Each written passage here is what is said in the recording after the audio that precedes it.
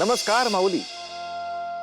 सध्याचं हवामान आणि परिस्थिती अत्यंत त्रासदायक झाली आहे. सगळा निसर्गच आपल्यावर रुष्ट झालाय असं वाटतं. सारं ऋतुचक्रच बदललंय. हवेचं प्रमाण, रोगराई सगळंच काही वाढलंय. थोडक्यात पूर्वीसारखं काहीही राहिलेलं नाही. तसं म्हणशील माऊली तर जगामध्ये बदल ही सातत्याने घडत जाणारी गोष्ट आहे. जी परिस्थिती आज आहे ती उद्या नाही. दिवसानंतर रात्र आहे, उन्हानंतर पाऊस आहे. सारं काही सातत्याने बदलत असतं. तशीच परिस्थिती देखील. आज वाईट दिवस आलेत, उद्या बरे येतील म्हणून पाप कधीही टिकून राहत नाही. पुण्याचा अंश तिकडे जन्म घेतोच आणि आज ना उद्या तो पातकाचा नाश करतोच. कितीही संकट आली तरी मदतीचा हात धावून येतोच. गरज असते ती स्वतःवरच्या विश्वासाची आणि विधात्यावर श्रद्धा ठेवण्याची.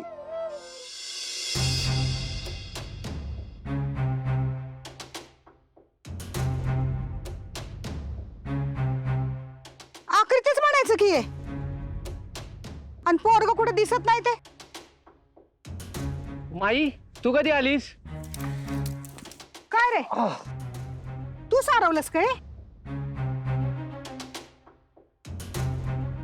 अरे बोल की, थोबाड शिवलं का काय तुझं? नाही ते मी रानात जायच्या आधी. म्हणजे तू आधी सारवलं आणि मग रानात सरपण मी आणलं? अरे बोल की. हा? नाही नाही नाही नाही नाही नाही नाही मी नाही केलं. मला नाही ठाव हे कुणी केलंय. अगं बाई, हे कधी घडलं? म्हणजे तुला बी माहित नाही? नाही. कर्म माझं. ते जावाई आणि पोरगी पेठेत गेलेत कापड द्यायला, नाही तर त्यांनी तरी सांगितलं असतं.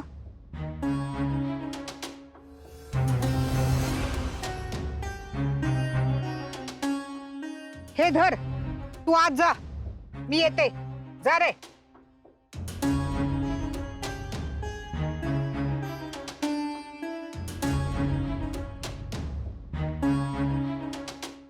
ए पोरानो, या बाहेर. दादा चला.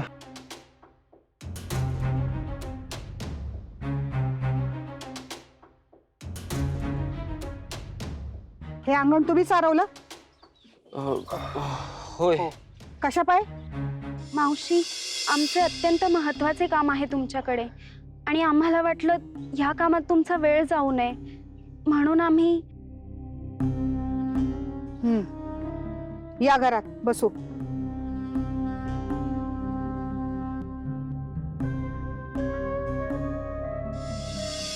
अगं बाई, इतक्या लांबून आला आहात?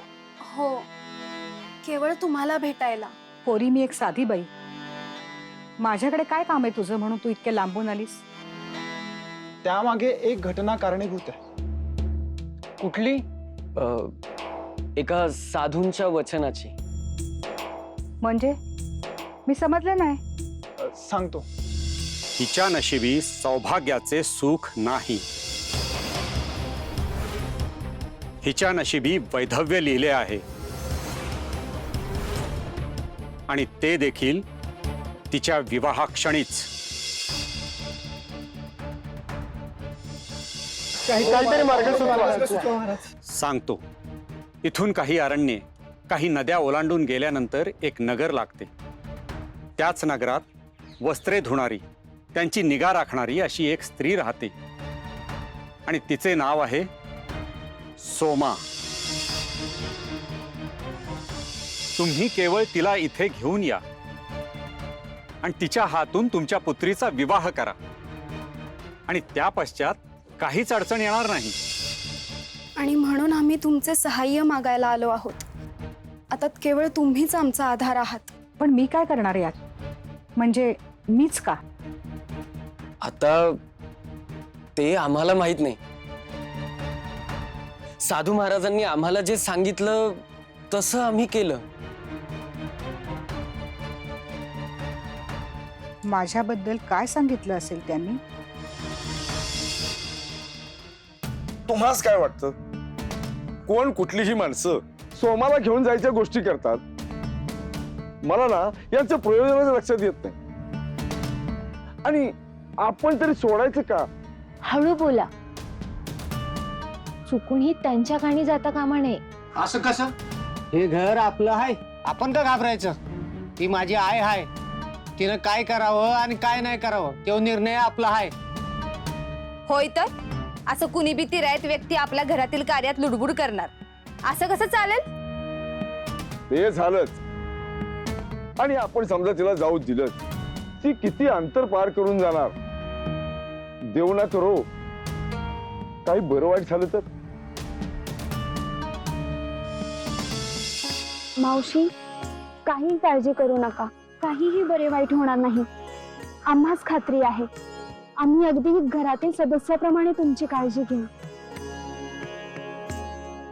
नवे मी तर म्हणतो तुम्ही आमच्या घरातील सदस्य झाले आहात. तुमच्या समस्या, अडचणी, प्रश्न हे सर्व काही आता आमचे झाले आहे. नाही, त्याबद्दल नाही चिंता करत मी. पर मुलांवर घर टाकून मी कशी, म्हणजे आजवर कधी घराबाहेर पडले नाही ना, चिंता वाटते. पर मी त्यांच्याशी बोलून येते, तोवर तुम्ही बसा.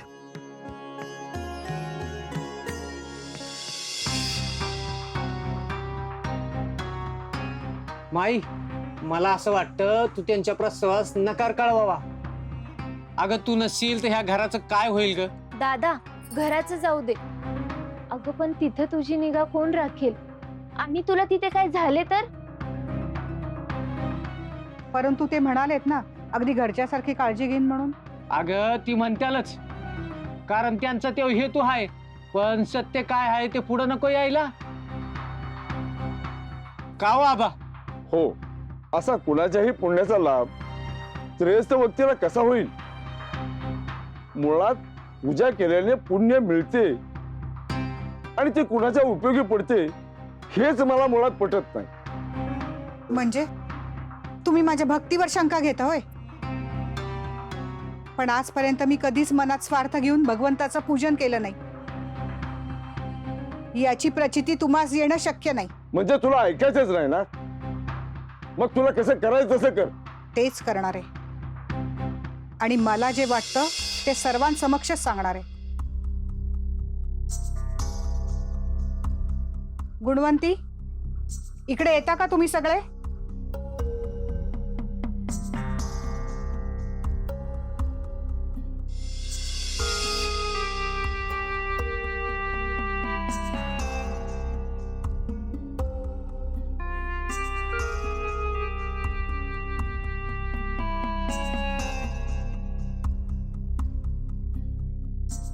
मावशी, झाला का तुझा निर्णय? म्हणे मावशी, तुमचा स्वार्थ आहे म्हणून आता लगेच नाती जोडू नका. नाही, तुमचा चुकीचा समज होतो आहे. आम्हास खरेच साधू महाराजांनी सांगितले आहे की आमच्या बहिणीच्या विवाहास मावशी उपस्थित असल्या तर तिचे सौभाग्य टिकेल. त्यांनी सांगितलं असेल यास पुरावा काय? आणि सांगितलं जरी असेल तरी तुम्हाला असं वाटलंच कसे की आम्ही ते मान्य करू? पुरे काय निर्णय घ्यायचा तो मी घेईन, त्यात इतरांनी मत देऊ नये. हे घर माझं सर्वस्व आहे आणि त्याचा त्याग करून काही काळासाठी जाणं हे माझ्या कल्पनेपलीकडचं आहे. पण तरी देखील मी तुमच्या सोबत येणार आहे.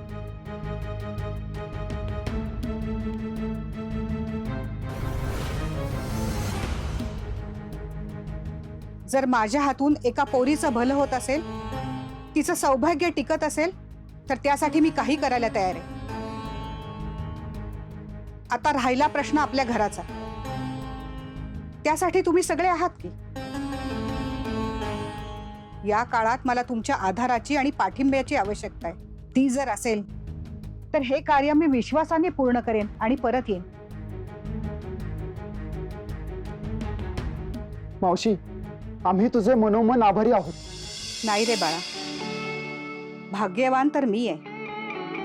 हिचं आयुष्य सुरळीत करण्याची संधी मला मिळाली आहे. त्यासाठी मी कोणतंही संकट पार करेन.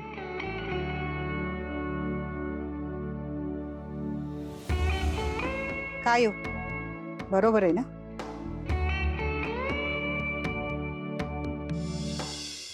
माई, ह्यात तुमच्या सर्वांसाठी शिदा दिला आहे.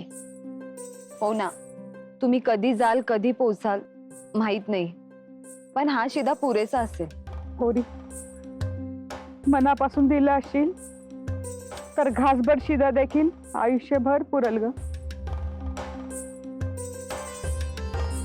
या घरासाठी आयुष्य वेचलंय, आता ते तुमच्या हाती सोपून जाते. किती बी दूर गेले तरी माझं मन इथंच असणार. इथल्याच आठवणी येणार. असं नको म्हणूस माई. तू निश्चिंत राहून ह्या घराची जबाबदारी आमच्यावर सोपव आणि तू तुझ्या कार्यास जा. कळतंय रे पोरा, पण आयुष्य वेचलं या घरासाठी. आता गुंतलंय. तुम्ही नका काळजी करू, तुमची ही पूजा मी नित्य नियमाने करत जाईल. तुम्ही यासाठी व्यतीत नका होऊ. इकडे ये पोरी.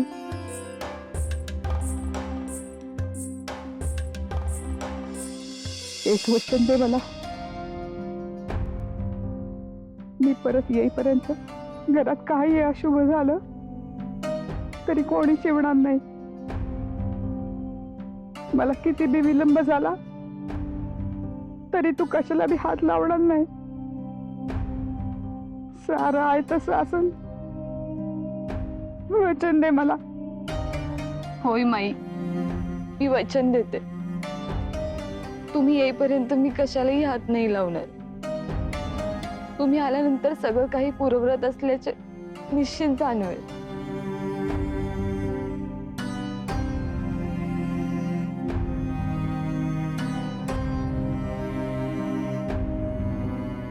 माई, आता तू पण निघतेस आणि तिकडे त्यांची पण गैरसोय होत असेल, मग मीही आज निघेन. सांभाळून जा पोरी. येते मी. सांभाळून.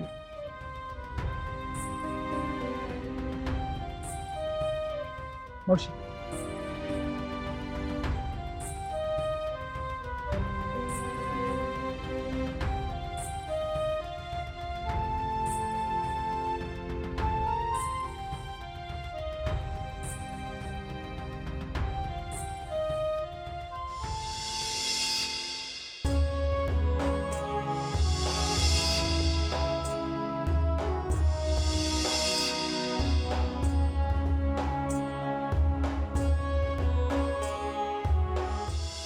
सोमा मावशी, तुझ्या एका होकाराने आमच्यात नवीन उमेद निर्माण झालीये बघ. नाहीतर आम्ही आशाच सोडून दिली होती की आमच्या आयुष्यात काही सुखकर घडेल म्हणून. असं नको बोलू. अगं तू मला मुलीसारखी, मग आईने थोडी मदत केली तर काय बिघडलं? मावशी, खरं सांगायचं तर इतका निस्वार्थी त्या करणारी माणसं आता उरली नाहीयेत. आणि त्यात आता तुम्ही नवा मापदंड घातलाय. चल रे, उगीच हरभऱ्याच्या झाडावर चढू नकोस मला. चला, उशीर होतोय ना आपल्याला.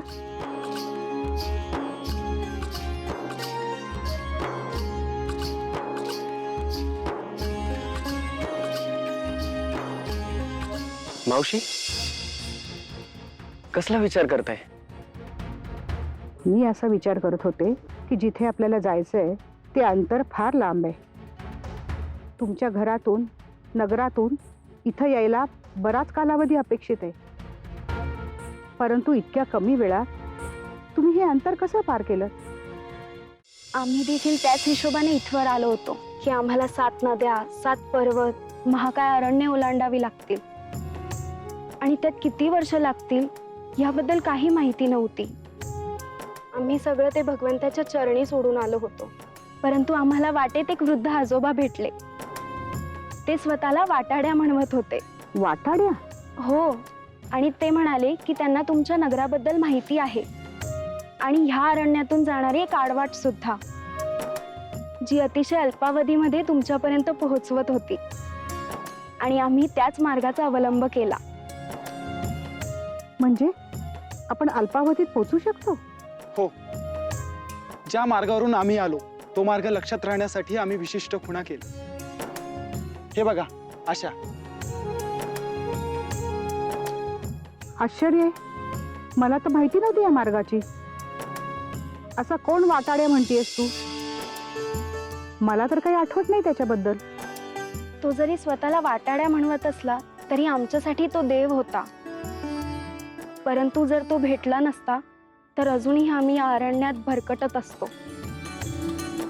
परंतु देव बनून त्यांनी सहाय्य केले आम्हाला. चांगलंय चांगलंय. पण त्या देवाची कृपा माझ्यावर पण होऊ देत, म्हणजे मी लक्षात ठेवते हा मार्ग. मला घरी परतताना उपयोगी होईल की नाही. चला चला, उशीर होतोय. चला चला.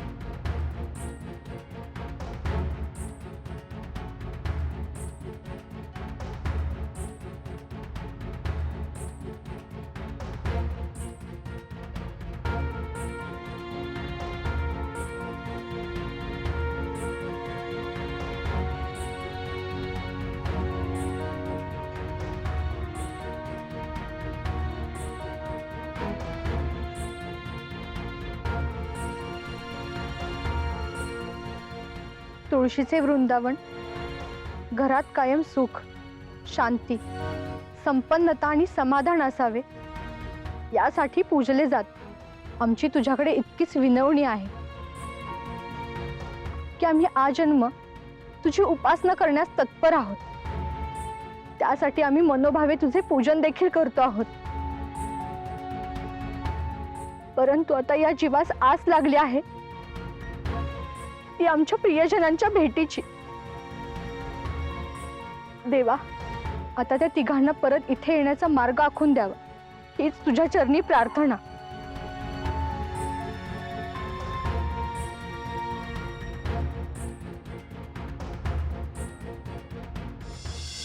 माऊली, मी अनेकांच्या बाबतीत असं पाहिलंय की अमुक एका घटनेनंतर त्यांचा उत्कर्ष झालाय.